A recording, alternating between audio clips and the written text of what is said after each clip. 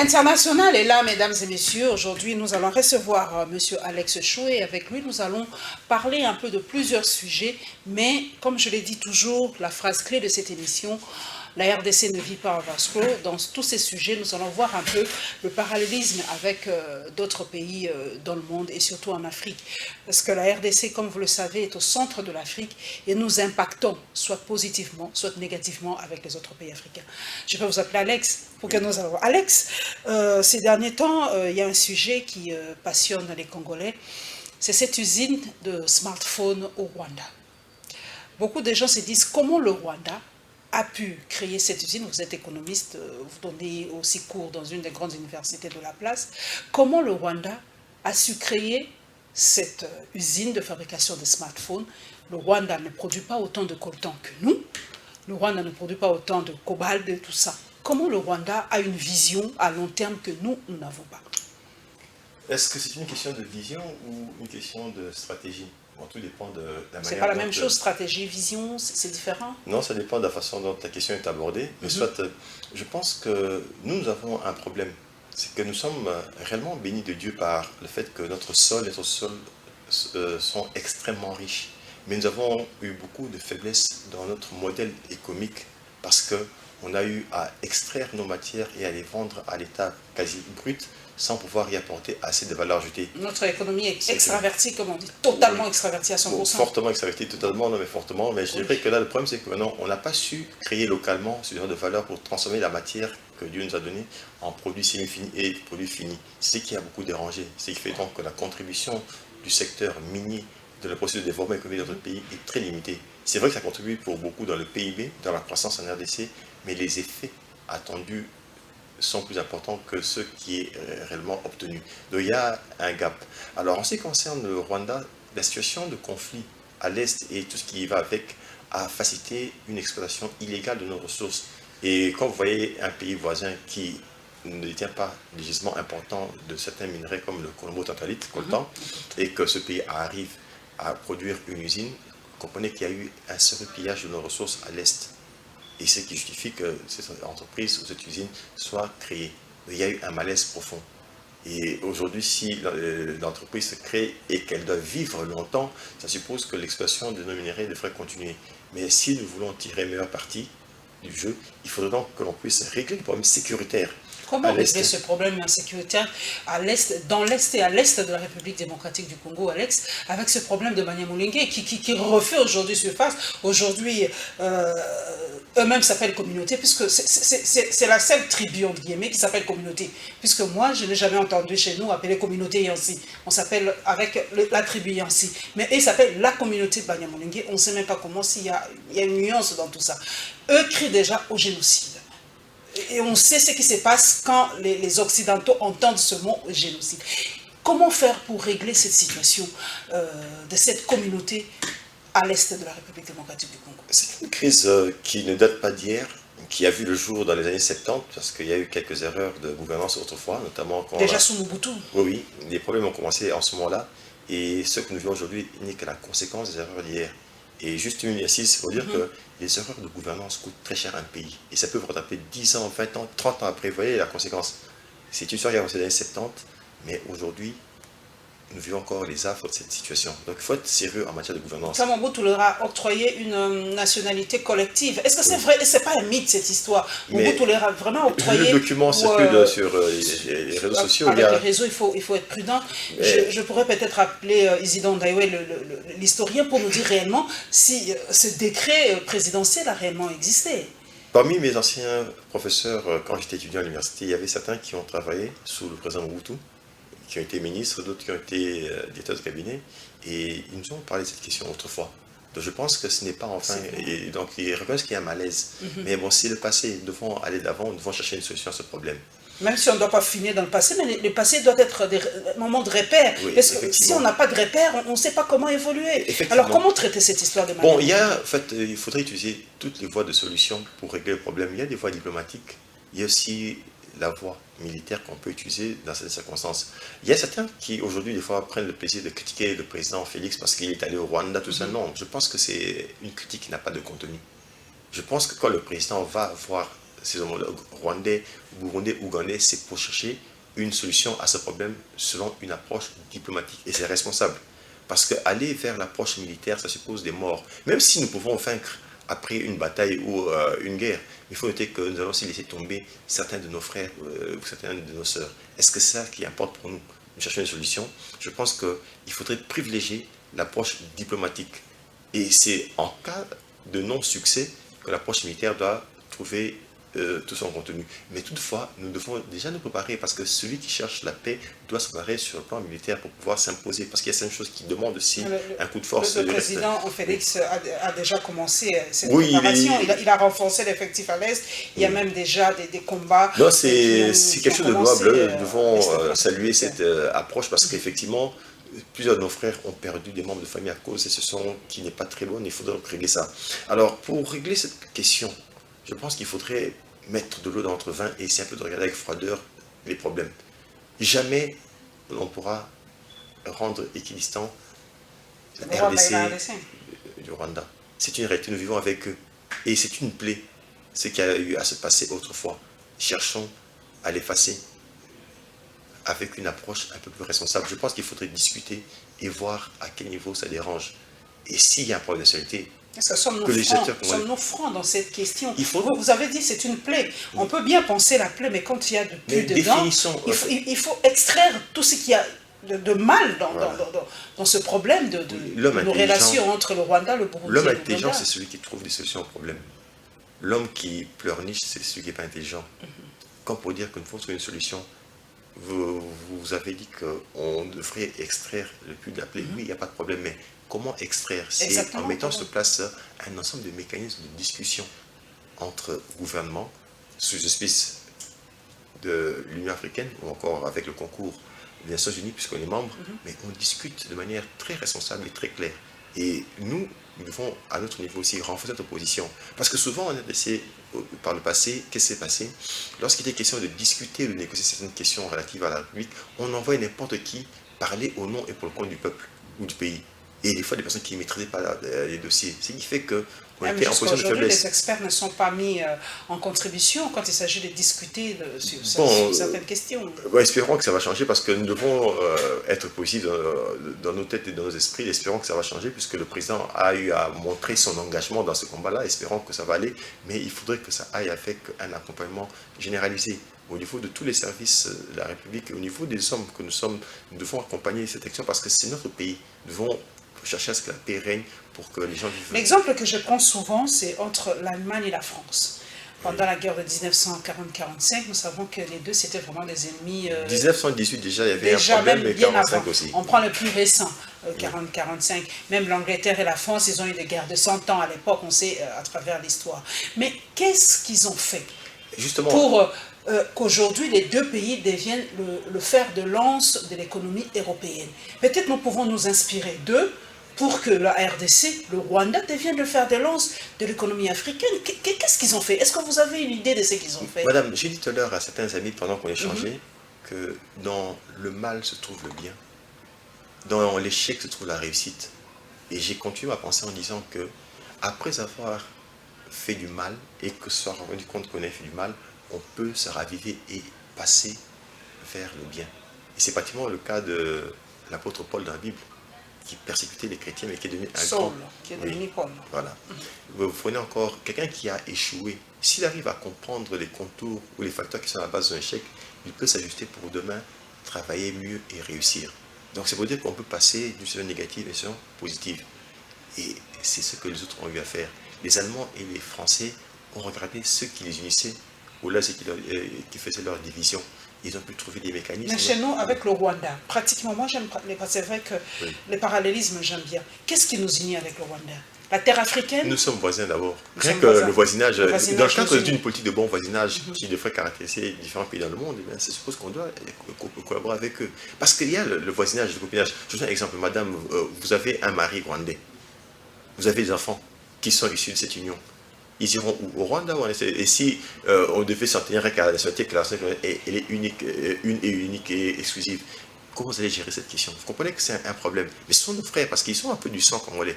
Mais il faut regarder les questions avec une autre Est-ce que hauteur. le Congolais est trop émotif dans cette question du Rwanda? Certains On est trop passionné dans cette question du Rwanda. Comment faut, dépassionner oui, ce il faut débat? s'élever, il faut comprendre que nous sommes voisins et cela ne changera pas. C'est une condition physique qui ne changera pas, mais qui peut nous profiter si nous utilisons cela de manière positive.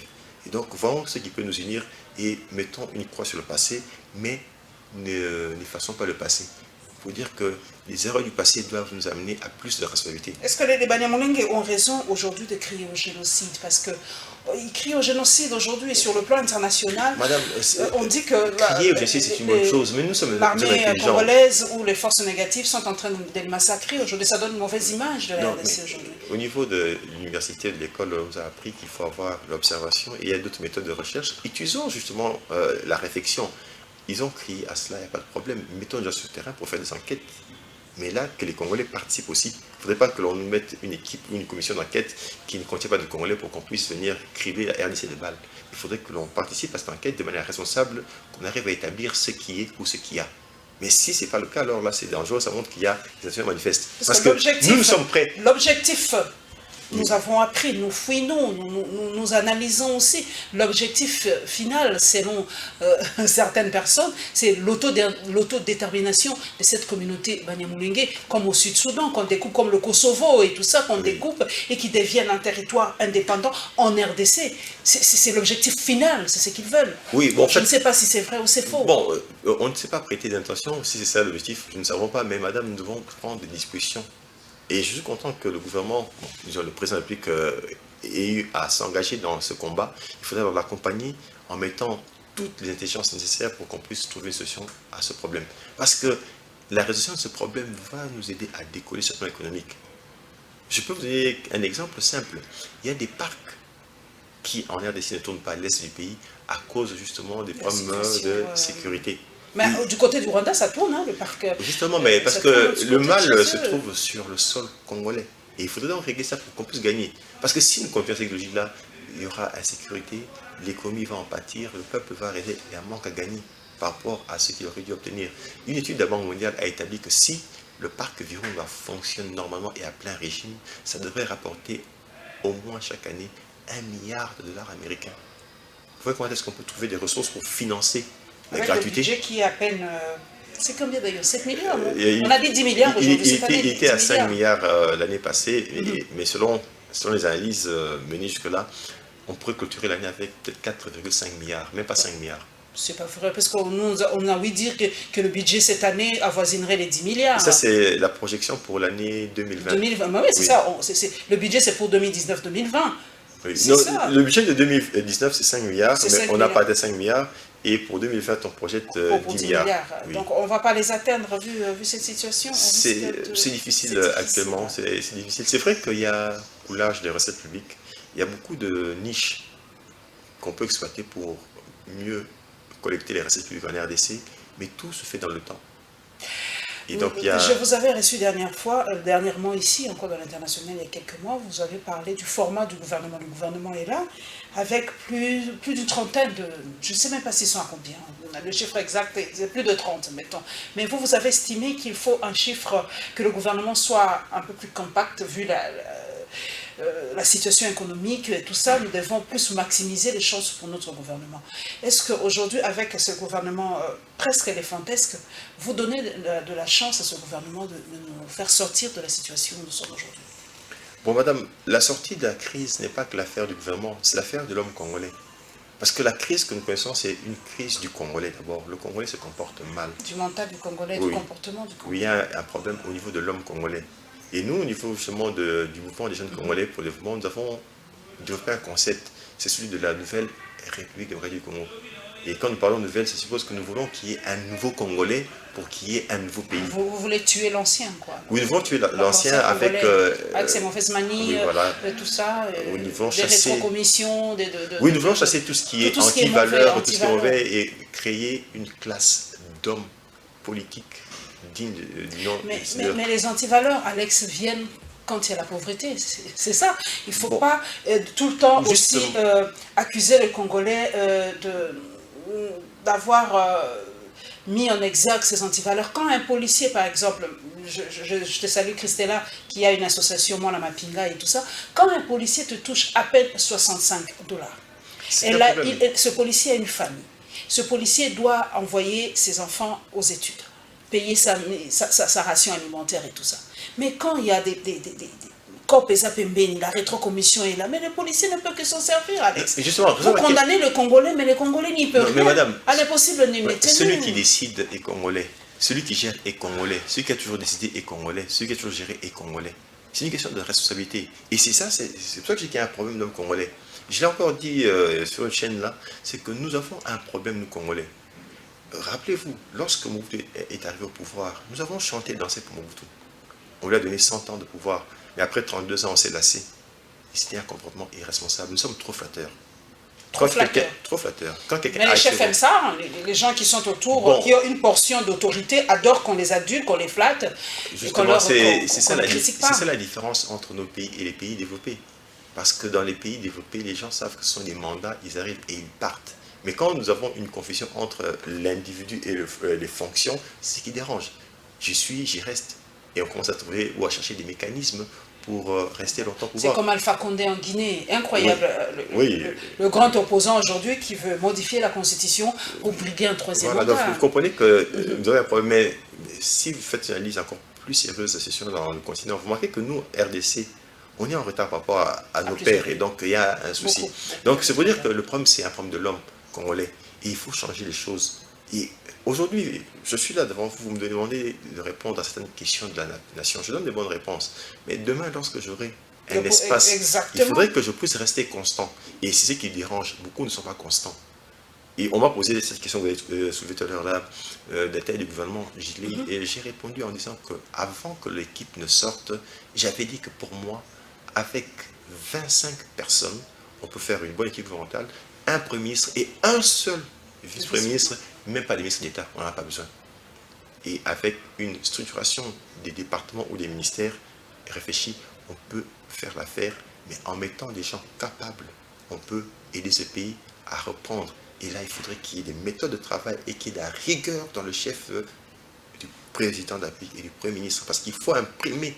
Mais cette rigueur, on semble ne pas le sentir aujourd'hui dans ce gouvernement, Alex, parce qu'on entend beaucoup de quoi que tel ministre avec son vice-ministre, ça ne va pas, comme le ministre, je ne sais pas moi, de l'économie qui prend les prérogatives du ministre du commerce extérieur, tel ministre qui donne des ordres, le ministre de l'Intérieur qui donne des ordres, les bourgmestres ne veulent pas suivre, donc on ne sent pas je ne sais pas, ce nationalisme ou ce respect du gouvernement. On dirait qu'il y a un laisser-aller, on dirait qu'il n'y a pas un chef, il n'y a pas une autorité qui guide madame, c'est vrai que quand j'ai parlé autrefois de la taille du gouvernement, j'ai tenu compte du fait que avoir un gouvernement éléphantesque, ça poserait un problème, sur celui de la définition des attributions et des compétences des membres du gouvernement. Dans le secteur économique en RDC aujourd'hui, il y a combien de ministères? Il y a le ministère du Plan. Il y a le ministère de l'économie, le ministère du commerce, PME, et industrie, tout ça. Bref, on a, même quand on parlait mines, agriculture, c'est toujours de l'économie. Il y a trop de ministères. On veut satisfaire tout le monde, le gouvernement. On veut satisfaire tout le monde, mais on doit satisfaire ne satisfait pas le peuple. Et j'avais dit autrefois ici, sur votre chaîne, qu'il ne faut pas donner des primes politiques aux gens. Le pays a longtemps souffert et le pays veut décoller. Il faut qu'il y ait un mode de gouvernance différent. Et cela dépend aussi de la qualité de la composition du gouvernement, rien que du point de vue structure. Parce que vous l'avez évoqué, oui, il y a des conflits de compétences entre ministres. Exactement. Et il y a des matières, peut-être qu'une matière qui relèverait du ministère de l'économie, qui est traitée par le commerce, là ça pose un problème. Il y a une matière qui relèverait de la coopération internationale, c'est le sport qui relèverait du sport qui va à la coopération internationale. Il y a toujours un conflit de compétences. Je ne sais pas, peut-être que je n'ai pas encore l'information, mais l'ordonnance aussi qui devrait fixer les attributions des membres du gouvernement n'est pas encore sortie. Jusqu'à maintenant. Oui, je crois. En tout cas, moi que... Donc, il n'y a pas encore de cabinet de ministres officiel jusqu'à maintenant. Non, parce qu'en fait, le Premier ministre fixe la taille des cabinets en partant du décret, à partir d'un décret qui, lui, s'inspire de l'ordonnance qui nomme le membre du gouvernement, l'ordonnance qui fixe également les attributions. Mais quand il y a un élément de texte qui n'est pas présent là, le Premier ministre est limité. Donc, il y a quand même des éléments qui dérangent. Mais pour ma part, j'estime qu'on avait... On n'a pas besoin d'avoir... Est-ce que ce nouveau pays peut naître, peut voir le jour. Parce que avec cette gratuité de l'enseignement, moi je passe du coq à l'âne. Hein. La télé, c'est le temps, j'essaie de faire de raccordement, pas frauduleux comme le disait un confrère. La gratuité aujourd'hui est effective, on le dit. Mais est-ce que cette gratuité formera-t-elle des Congolais compétents pour qu'il y ait ce nouveau pays ou cette nouvelle République démocratique du Congo que vous promettez? Oui, en fait, oui, vous posez une très bonne question. Oui, l'éducation joue un rôle important dans le comportement de l'homme, parce qu'un homme éduqué ou qui a été formé dans les bonnes conditions est appelé à avoir un comportement différent de ceux qui n'ont pas bénéficié de l'éducation. Mais le problème, c'est lequel? La question de la gratuité qui a été prise en charge ou qui a été inscrite dans l'agenda du président de la République est une question qui porte sur la question de l'accès financier. Mais au-delà de ce problème de l'accès, il y a aussi un autre problème, c'est celui de la qualité de la formation. Les programmes sont-ils à jour? Est-ce que nous sommes compétitifs sur le plan de nos programmes? Est-ce que nos enseignants sont qualifiés? Ont-ils le comportement et l'éthique qu'il faut pour vous êtes un enseignant, je pose cette question. Oui, il y a un problème. Vous êtes bien sûr un messu, mais ça commence. Non, madame, il y a un problème. Je suis de ceux qui sont honnêtes et qui reconnaissent les problèmes. Dans le secteur dans lequel j'évolue, il y a beaucoup de malaise. Il y a de ces gens qui se livrent à des pratiques qui ne sont pas correctes. Utiliser le chantage, ce n'est pas une bonne façon de procéder. Utiliser sa position d'enseignant pour rançonner les étudiants, c'est un problème. Utiliser sa position d'enseignant pour bénéficier de faveurs sexuelles de la part des étudiants, c'est un problème. Donc bref, il y a des mots. Il y a aussi la question de la compétence. Et, qui est enseignant en République démocratique? Qui est enseignant, qui professe. Parce qu'en fait, même le système a un problème. Vous voyez, des fois, nous jouons avec les titres ici. Mais qui professe? Parce qu'on peut être devenir enseignant, mais être incapable d'enseigner. Ça pose problème. Oui, à l'époque, il y avait toute une filière pour enseigner. Même si vous êtes docteur vous devez passer, je ne sais pas moi... Mais même à l'époque, il y avait des malaises parce qu'il y a beaucoup de gens qui sont dans la profession, qui savent pas enseigner, qui ne font que dicter. Un enseignant qui vient que pour dicter. Et quand les étudiants posent des questions, ils se fâchent. Moi, j'ai appris dans cette université ici qu'il y a des étudiants qui font des mémos à l'attention des doyens des facultés pour dire que tel enseignant fait que dicter. Et quand vous lui posez une question, il se fâche. Mais un enseignant, moi j'enseigne, je parle de l'économie aux étudiants et on me pose toutes sortes de questions. Que ce soit des questions liées à la RDC ou à l'étranger, à l'extérieur, j'y réponds. Et là où j'ai besoin d'apprendre, j'apprends. Mais un universitaire, c'est... Est-ce que cette gratuité, Alex, déjà à l'école primaire, est-ce que ça n'impactera pas négativement sur la suite? Si l'enfant n'est pas formé en primaire, ne vous en faites pas, c'est pas... Oui, effectivement, c'est ça. Donc, c'est pour ça que moi, je pense que dans l'action du président de la République, cette question du secteur éducatif doit être prise en charge de manière globale et non pas de manière parcellaire. Donc, cette question de l'accès, c'est une paire de manches, mais il faudrait s'attaquer au vrai problème. Que l'on mette la discipline et la rigueur aujourd'hui. Qui est enseignant, qui fait quoi à l'université, à l'école? Là où il y a l'indiscipline, on sanctionne. On sanctionne. Les gens vont s'ajuster. Qui aime bien châtie bien. Chez nous, l'impunité, ça n'existe pas. Justement, il faut châtier. L'impunité bat son plein, en fait. Il faut châtier pour... Parce que, en fait, vous savez, une fois... faites cette réflexion avec moi. Si la mort n'existait pas, que serait le monde? D'abord, le monde serait surpeuplé.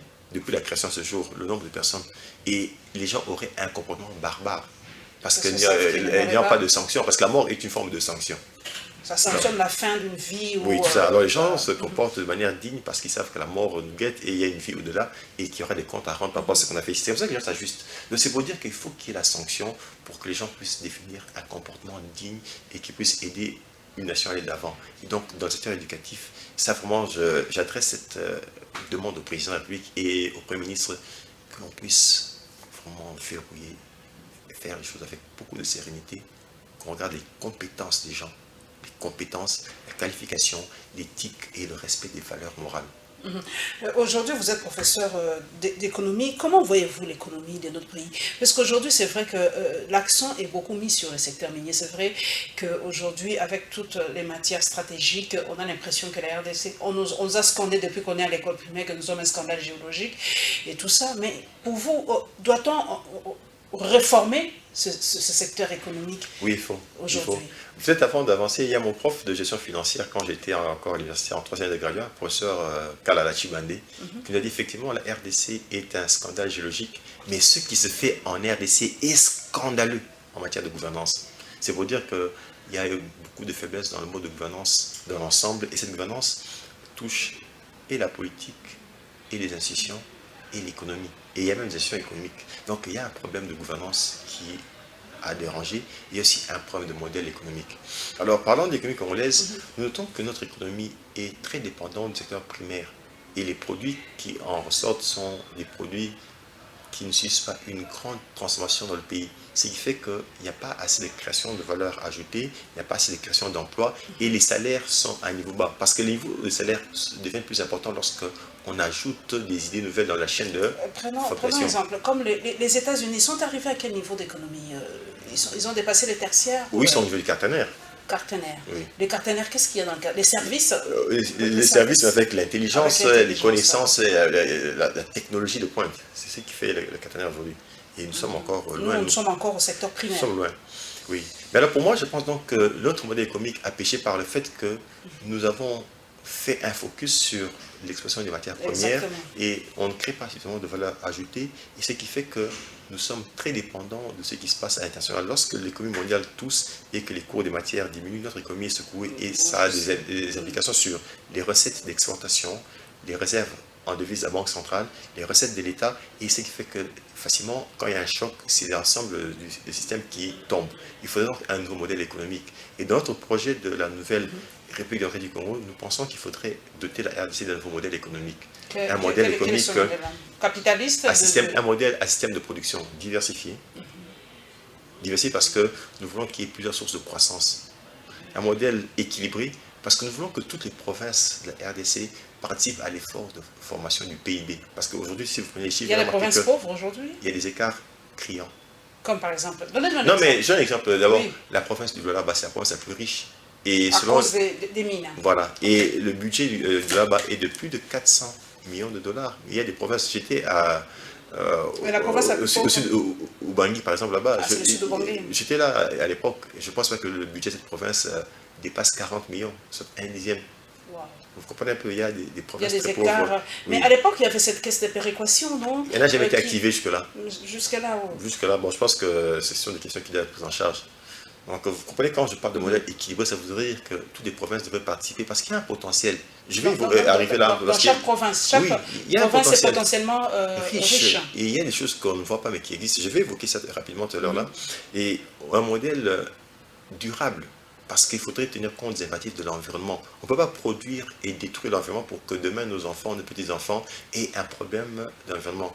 Et un modèle. Ça, c'est un nouveau concept aujourd'hui. Oui, qui tient compte. Après avoir vu les dégâts qu'occasionnent l'exploitation de certaines industries.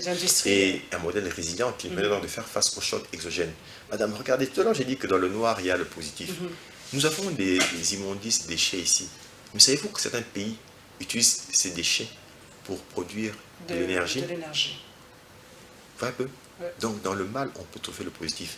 Il y a quelques jours ici, nous avions du mal à circuler parce que les eaux de pluie ont eu à déborder. Mais il y a des pays africains qui ont des problèmes de sécheresse.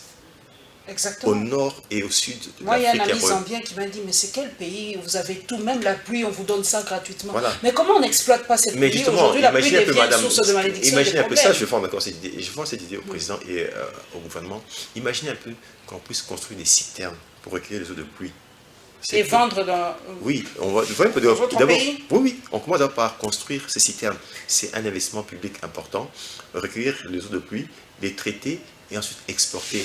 Et ça nous donne une position stratégique parce que les pays étrangers qui seront en discussion avec nous et qui reçoivent de l'eau de RDC auront enrichi par 2 fois. Là, nous n'aurons plus à détourner notre fleuve Bangui. Et ça, c'est justement ce qu'on appelle l'économie bleue. Mais il y a aussi l'économie verte. Nous avons nos forêts, des plantes médicinales. Qu'est-ce qu'on peut faire avec les légumes que nous avons? Parce qu'on a sur les 900 types d'espèces qu'il y a en Afrique, pratiquement 600 à 150 qui se trouvent en RDC. Ce pays, c'est un paradis perdu. C'est un paradis, mais... Pour moi, j'appelle ça un paradis perdu. Non, pas perdu, parce que je pense... Je ne comprends pas, avec tout ce qu'on a, comment... Non, je pense qu'avec un nouveau Congolais...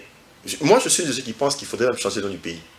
Il faut changer le nom. Nouvelle République démocratique du Congo. On sera toujours les Congolais, mais que le Congolais se dise que je suis le nouveau Congolais.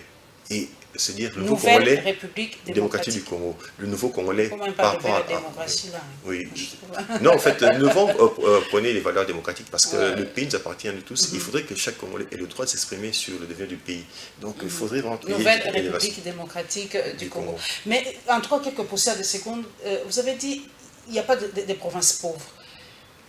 Je veux savoir qu'est-ce qu'on peut qu'est-ce qu'une province comme le Nord Ubangi ou le Sud que vous avez cité tout à l'heure peut offrir à la RDC? Je ne vois aucune richesse, à part la forêt peut-être. Oui, mais madame, la forêt c'est une richesse. C'est une richesse, exactement. Mais nous avons aujourd'hui l'occasion de suivre des chaînes étrangères. Il y avait des toubières là-bas chez eux. Vous voyez comment est-ce que les Blancs font des recherches dans nos forêts pour trouver certains venins de poissons, de serpents pour régler des problèmes de santé. Certains chercheurs estiment qu'avec certains poisons, on peut trouver des produits pour faire face à des problèmes cardiaques, par exemple. Mais c'est ici en France, nous avons ça. Et dans nos forêts, qu'est-ce qu'il n'y a pas comme plante médicinale? Moi, j'étais allé dans la province de l'Équateur à l'époque. Il y avait une femme qui devait accoucher. Et l'enfant n'était pas en position siège, mais allongé. Et selon la logique occidentale, il fallait passer par césarienne.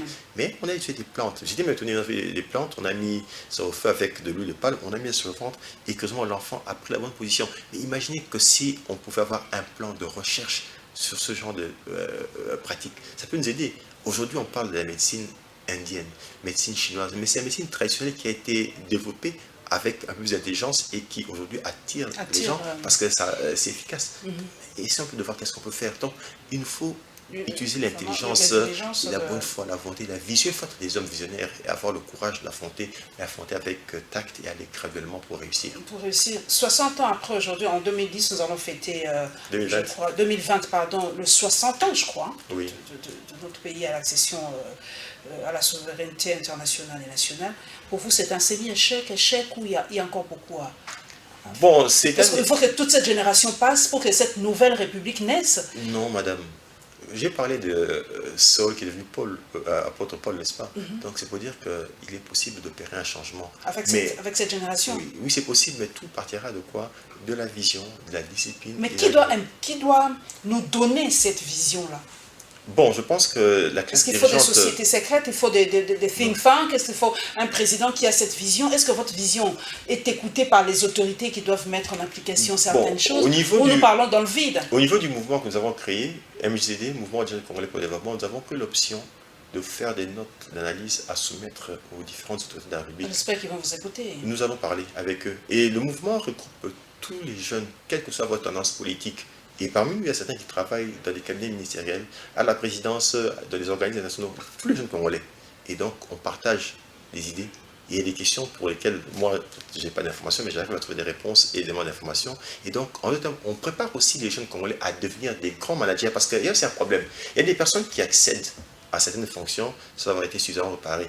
Mais nous pensons qu'avec ce mouvement, nos échanges d'idées permettent à certains de combler certaines lacunes en termes de connaissances, à apprendre certaines choses, à devenir un peu plus pragmatiques et donc à devenir des hommes qui pourront demain servir. Nous sommes en train d'atterrir, Alex, ça c'est l'international, j'aimerais bien savoir, c'est vrai qu'on nous dit toujours que ce sont les Occidentaux qui ne veulent pas du décollage de l'Afrique, les Occidentaux font en sorte que nous soyons toujours dans cette position de faiblesse, de quémandeur.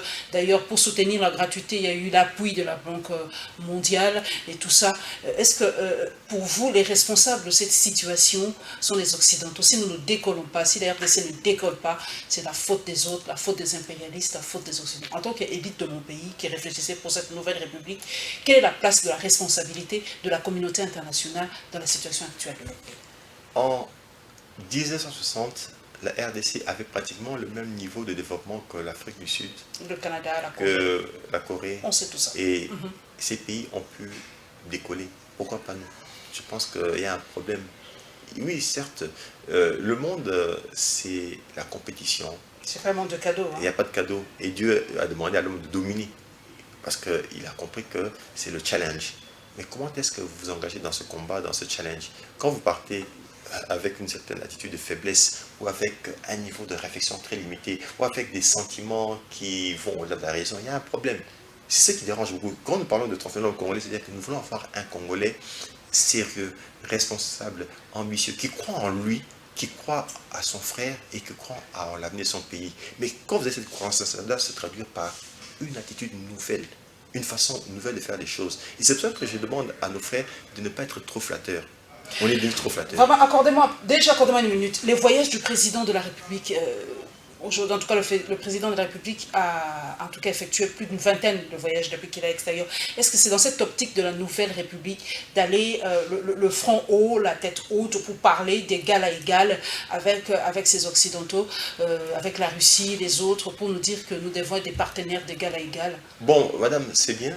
Moi, je pense que c'est bien que le président ait eu à rencontrer ses pairs dans le monde pour parler des problèmes de développement de la RDC, mais il faudrait que nous fouillions des efforts ici à l'interne pour pouvoir changer le cours des choses. Il faudrait que ce qu'il annonce là-bas, nous puissions faire un relais ici en termes d'action, de discipline, pour pouvoir y arriver. Parce que c'est facile, je peux dire, oui, moi je veux traiter à égalité avec vous, mais qu'est-ce que vous donnez quand on se rencontre dans les échanges? Qu'est-ce que vous donnez? Qu'est-ce que la RDC, qu'est-ce que la RDC donne? Parce qu'on a dit que ces partenariats doivent être gagnant-gagnant. Justement, c'est ça. Il faut que on n'est pas absorbé par les autres. C'est la raison pour laquelle j'ai dit qu'il faudrait un nouveau modèle économique. Parce que si on a un nouveau modèle économique avec une position plus forte, on peut participer à la discussion et donner. Mais quand on n'a rien à donner, on est faible. La main qui reçoit est en dessous de celle qui donne. Or, il y a un adage qui dit qu'à force d'avoir sa main tendue, on voit sa personne se dégrader. Merci, vraiment, désolé, mais c'est le temps. Je crois que je n'ai même pas vu le temps passer, tellement c'était ma passion, c'est les relations internationales. J'espère que, comme l'a dit Alex tout à l'heure, le président doit aller avec une vision économique bien tranchée, la tête haute, avoir quelque chose à donner. D'ailleurs, la question se pose, qu'est-ce qu'on a à donner, puisque déjà avec ce dossier de barrage d'Inga, vous voyez qu'il y a déjà des couacs. On n'a pas eu le temps d'en parler peut-être prochainement. Le barrage d'Inga, il y a déjà des couacs dans le barrage. Le Inga 3, il y a déjà de problèmes. Avec le coltan, il y a tout. Qu'est-ce que nous nous offrons si ce n'est que notre pays, notre sol, notre richesse? On n'a que ça à offrir. Qu'est-ce que nous avons à offrir, mais c'est comment est-ce que nous c'est ça, comment nous l'exploitons, comment nous offrons cela. C'est comme si nous bradons ce que nous avons. Rien que cette idée-là de l'eau, imaginez ce qu'a fait même l'impact de la RDC dans la région, parce que les pays qui recevraient de l'eau de la RDC seraient dépendants. Donc le président devient un homme stratégique. J'espère qu'il comprend que nous sommes stratégiques, que nous sommes un pays le président russe est influent en Europe, pourquoi? À cause du gaz. À cause du gaz. Mais oui. Mais nous ne sommes pas influents parce que c'est ça, nous ne savons pas comment nous offrons ce que nous avons. Nous bradons notre économie, avançons. En fait. Il y a des idées que nous développons. Je ferai de mon mieux pour partager avec les hautes autorités du pays notre document sur la NRDC, qu'ils voient un peu quelles sont les idées et qu'ils puissent nous inviter à discuter avec eux pour qu'on échange. Mais nous devons, en fait, c'est l'étude, en fait, on va discuter là. Pour moi, j'estime que nous devons avoir une attitude positive. Le bien-être du Congolais dépend de l'état du pays. Si nous avons des idées, au lieu de critiquer, tout le temps, nous devons... allons avec des idées et nous demandons aussi aux autorités d'écouter. Ah, ça c'est le message, de beaucoup écouter, d'écouter les jeunes, d'avoir des chantres à côté. Parce que quand vous êtes président, vous êtes premier ministre, vous êtes chef d'une institution, vous êtes toujours un homme. Et vous avez vos forces et vos faiblesses. Et les collaborateurs doivent vous aider, non pas venir vous flatter dans tout ce que vous dites, ce que vous faites. Non, c'est en se mettant en cause, c'est en se mettant en cause qu'on peut acquérir de nouvelles idées et ça peut aider à faire avancer. Merci Alex. Voilà que nos autorités écoutent ces jeunes, écoutent et surtout acceptent les critiques parce que cela nous permettrait d'avancer. En tout cas, n'ayez pas autour de vous que des flatteurs, des gens qui disent Ndio à tout ce que vous dites. Et comme l'a dit Alex, comment nous proposons ce que nous avons? Moi, j'ai l'impression, ça c'est mon point de vue, que nous bradons ce que nous avons au lieu de l'offrir, comme l'a dit Alex tout à l'heure. Poutine est fort parce qu'il a le gaz tient l'Europe et en tout cas, il monnaie ça. Quand il ne va pas, il dit je coupe le gaz et il tremble. C'est ce que nous devons faire avec tout ce que nous avons. Si vous ne nous aidez pas, on coupe le cobalt, on coupe le coltan, mais bon, nous sommes tellement faibles que les gens viennent, épuisent et font n'importe quoi avec ce que nous avons. Merci Alex, je crois que la porte d'international vous est encore ouverte. En tout cas, nous sommes là pour partager, pour que ce message puisse passer surtout aux autorités, à ceux qui ont une parcelle de pouvoir. Et nous nous retrouverons, mesdames et messieurs, avec le même plaisir pour un autre sujet. Au revoir.